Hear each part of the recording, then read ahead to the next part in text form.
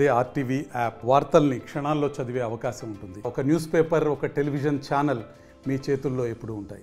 శ్రీశక్తి పథకం విజయోత్సవ ర్యాలీ నిర్వహించారు. చంద్రగిరి ఎమ్మెల్యే పులివర్తి నాని, ప్రస్తుతం మనతో పాటు పులివర్తి నాని సత్యమణి ఉన్నారు. మేడం, భారీ స్థాయిలో చంద్రగిరిలో మీరు అధికారంలోకి వచ్చినాక ఎమ్మెల్యేగా మీరు ప్రమాణ స్వీకారం పులివర్తి నాని గారు చేసినాక మొదటిగా మీరు భారీ బహిరంగ సభ నిర్వహించారు. ఏ రకంగా ఉంది? మనకు ఎప్పుడూ మన మీద ఉన్న నమ్మకం ఇక్కడ ఈ ప్రపంచాన్ని చూసి మా బాధ్యత ఇంకా రెట్టింపు అయింది. గెలిపించమని అభ్యర్థించాం, గెలిపించారు. ఈరోజు ఇంత జన సమీకరణ అనేది ఊరికే అసలు ఈ నియోజకవర్గం నలుమూలల నుంచి వచ్చారు. సో మా బాధ్యతని ఇంకంత రెట్టింపు చేస్తోంది. అండ్ ఈ నియోజకవర్గం ఎప్పుడు కూడా మహిళలు స్పెషల్గానే ఉన్నారు. సో వాళ్ళని బలవంతంగా కొన్ని ప్రోగ్రామ్స్ తీసుకెళ్లే పని అప్పట్లో చేసేవాళ్ళు.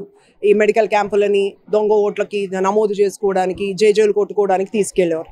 మనం చేసిన మూడో కూడా మహిళల కుటుంబానికి, మన నియోజకవర్గానికి, మన రాష్ట్రానికి మంచి జరగడానికే ఈ జన సమీకరణ. ఇది కూడా అనూహ్యమైన స్పందన. ఇది మనం ఇందాక 10,000 వస్తారు అనుకున్నాం, 15,000 దాటింది. బయట అందరూ భోజనాలు చేసడానికి వెళ్ళిపోయినారు మీటింగ్కి రాలేక. ఇది మనం నడిచి వచ్చి స్టార్ట్ చేసినప్పుడు ఆ వెనకాల మళ్ళీ వేశారు. ఏంటంటే అంతమందిని చూసి స్వచ్ఛందంగా వచ్చిన వాళ్ళు కూడా ఉన్నారు. మళ్ళీ కూడా ఇది వేయడం జరిగింది. మాకు రెట్టించిన బాధ్యత, సంతోషం, ఇదొక ఉత్సాహం కూడా అండ్ సపోర్ట్ కూడా. గెలిపించుతారు అంటే ఒక ఆశతో గెలిపిస్తారు, ఒక పని చేసి పెడతారని గెలిపిస్తారు. గెలిచిన తర్వాత వెళ్ళి ఆ కుంభకోణం ఈ కుంభకోణం అని ఆస్తులు సంపాదించుకుంటా, సంవత్సరానికి మొహం పడేసుకుంటా చీరలు, స్వీట్ ప్యాకెట్లు అనేవాడు ఏ రోజు నాయకుడు కాలేడు, ప్రజల గుండెల్లో ఉండలేడు. మనం ప్రజల్లోకి వెళ్ళినాం. నేను ఇక్కడ ఉన్న ఇంతమంది పేపర్లు అర్జీలు పెట్టుకుని ఉన్నారు, అందరికీ చెప్తూ ఉన్నా, ఈ నియోజకవర్గంలో సమస్యలు తీర్చాలంటే 25 సంవత్సరాలు సరిపోదు. కనీసం నెక్స్ట్ 10 years నిర్విరామంగా పనిచేసిన తరగవు. అంత వెనుకబడి ఉంది. నీళ్లు కావచ్చు, కరెంటు కావచ్చు, రహదారులు కావచ్చు, అన్నీ వెనుకబడి ఉంది.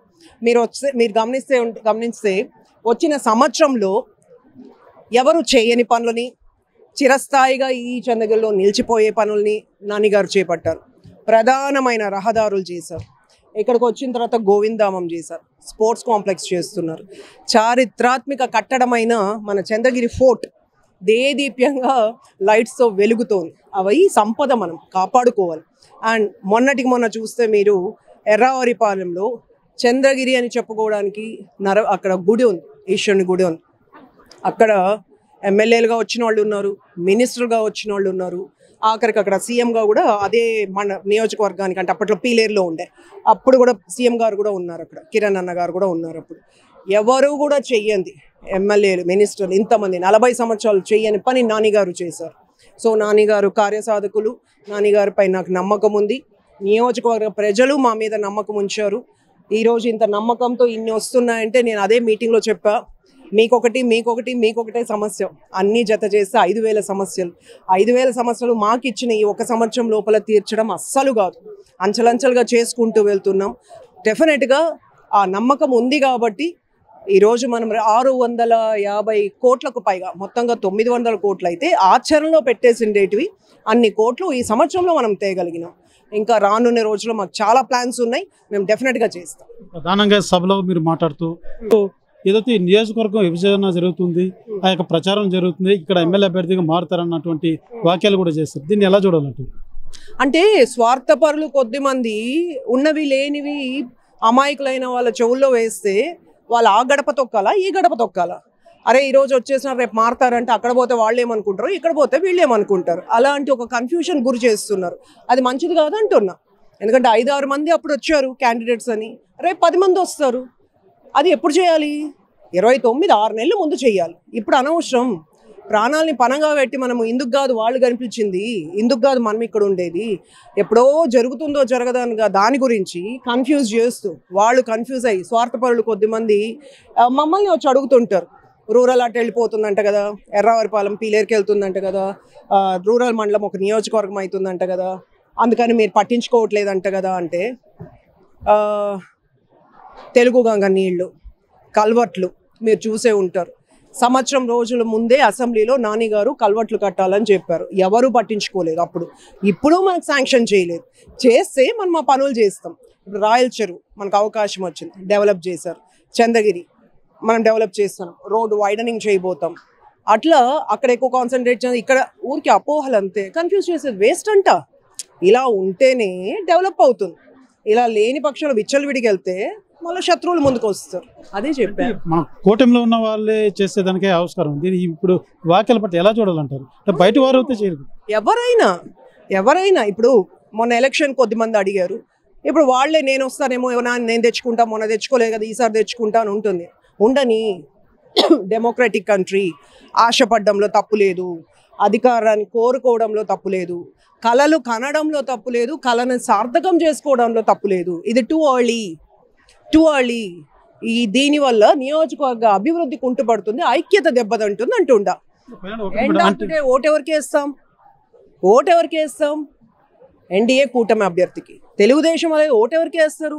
సైకిల్కి వేస్తారు. క్యాండిడేట్ ఎవరైతే మనకి ఎందుకు, పైన ఎవరిని నిర్ణయిస్తే వాళ్ళకి వేస్తాం. ఇప్పుడు ఎందుకు కన్ఫ్యూషన్? ఇప్పుడు ఆ డిస్కషన్ మనకు అనవసరం అని నేను చెప్పాను. చాలా మంది నన్ను అడుగుతారు రోజు ఒకరన్నా, ఎట్లా అంటని అట్లా అంటని అని. ఇప్పుడు ఎందుకు మనకు ఉంటాను నేను. నిజంగానే నియోజకవర్గ విభజన జరిగితే మీరు ఎమ్మెల్యే అభ్యర్థిగా ఉంటారా? లేదు, అలా పాదిష్టానం ఎలా నిర్ణయిస్తే అలాగా అయితే 33% రిజర్వేషన్ మహిళలకు కూడా అమలు అవుతారు. నియోజకవర్గాన్ని విభజన జరిగితే అది కూడా అమలు అవుతుంది. కీలకంగా వ్యవహరించారు కదా మొన్న జరిగినటువంటి ఎన్నికల్లో కూడా ప్రచారంలో. మీరు రేపు కూడా వ్యవహరిస్తాను, క్యాండిడేట్ ఎవరిని నించోబెట్టినా వ్యవహరిస్తాను, నియోజకవర్గం ముక్కలైనా కాకపోయినా కీ రోల్ ప్లే చేస్తాను. ఈ జనంలోకి వచ్చేసాను నేను.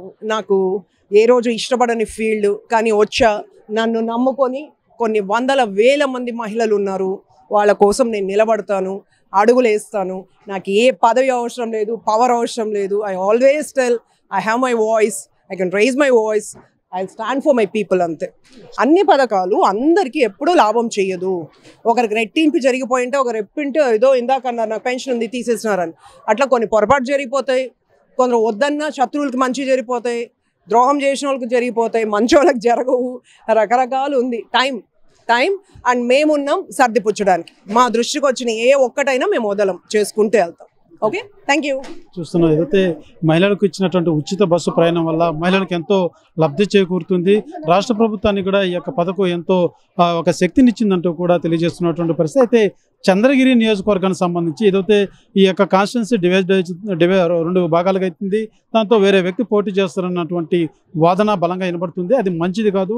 ఖచ్చితంగా ఇక్కడ ఏదైతే ఇంకా 4 ఏళ్ళు పరిపాలన చేయాల్సినటువంటి అవసరం ఉంది. 4 ఏళ్ల పాటు ప్రజలకు చేయాల్సినటువంటి సేవ ఎంతో ఉంది. ఇలాంటి లేనిపోయినటువంటి అలలు లేకపోతే అపోహలు సృష్టించేలాగా మాత్రం ఎవరు ప్రయత్నించడం సరైంది కాదు. ఖచ్చితంగా పార్టీ అధిష్టానం బట్టే నిర్ణయాలు ఉంటాయి. పార్టీ ఇచ్చేటువంటి అభ్యర్థులు ఎవరైతే ఉంటారో వాళ్ళే ఎమ్మెల్యేగా ఉండేటువంటి అవకాశం ఉంటుంది. వారి కోసం మేము పనిచేస్తామంటూ కూడా సుధారెడ్డి తెలియజేస్తున్నటువంటి పరిస్థితి. కెమెరా పర్సన్ కోటితో సురేష్, RTV, చంద్రగిరి. తెలుగులో ఫాస్టెస్ట్ న్యూస్ ఇప్పుడు కొత్త అవతారంలో 5 సెకండ్లోనే పూర్తి వార్తా సమాచారం మీ చేతిలో. సోషల్ మీడియా ట్రెండ్స్ మీ కళ్ళ ముందుకే live TV and voice search ఆప్షన్స్తో ఇప్పుడే డౌన్లోడ్ చేయండి. యాప్ లింక్ డిస్క్రిప్షన్లో ఉంది.